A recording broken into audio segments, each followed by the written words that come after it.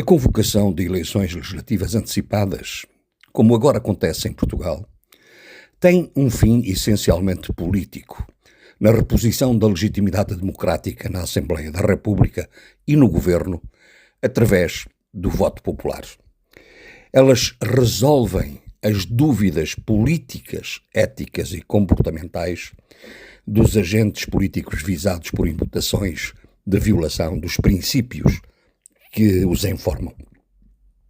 A comunicação do Presidente da República de Portugal, a noite passada, justificou a sua decisão de marcar eleições precisamente por estar em causa uma questão essencialmente ética, imputada pela oposição ao Primeiro-Ministro. Limitou-se a definir a natureza e a razão da crise política, sem que da sua comunicação se possa extrair um juízo de responsabilidade ao chefe do governo, como alguns tentam fazer crer. As eleições são, para questões políticas e de avaliação ética, a solução adequada. Para as violações das leis da República, para a prática de crimes no exercício de funções, há a Justiça e os tribunais. Não delimitar essas duas dimensões gera quase inevitavelmente um dano irreparável no exercício democrático e na solidez institucional do Estado, de que beneficiam as forças políticas marginais do sistema, inspiradas no populismo autoritário. Há em Portugal o recurso frequente a dois instrumentos: a denúncia anónima e as comissões parlamentares de inquérito. A primeira como meio de notificação às autoridades judiciais da eventual existência de um crime e para a qual existe mesmo um formulário na Polícia Judiciária ou a possibilidade de informação do próprio Ministério Público. As segundas como instrumento de avaliação ético-política do comportamento ou decisões de agentes e instituições públicas.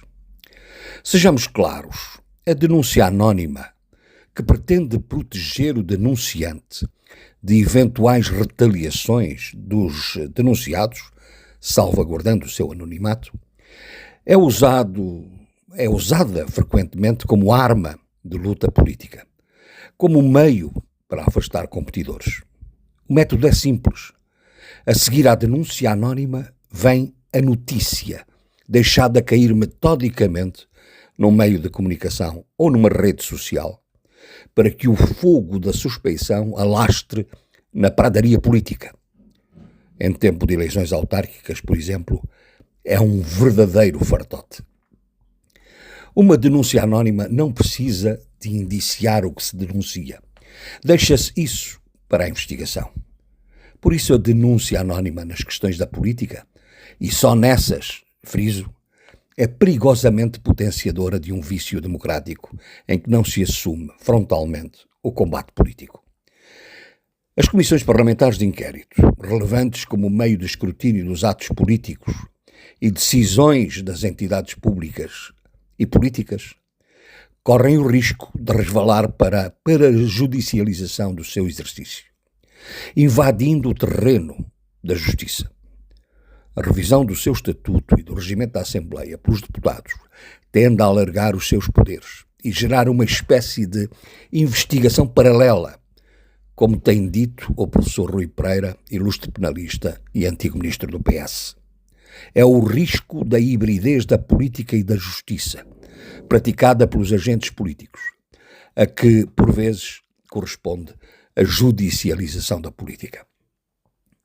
A convocação de eleições antecipadas em Portugal permite que as disputas políticas sobre a ética e a moralidade dos atos públicos e privados do Primeiro-Ministro sejam avaliados pelos cidadãos e que a investigação judicial faça o que deve e produza um juízo independente e fundamentado sobre o que foi denunciado anonimamente. O julgamento ético-político é divisório porque partidarizado. O julgamento judiciário presume-se independente. Não será demais pedir que se revisitem os institutos da denúncia anónima e a sua fundamentação e a delimitação mais rigorosa do funcionamento das comissões parlamentares de inquérito.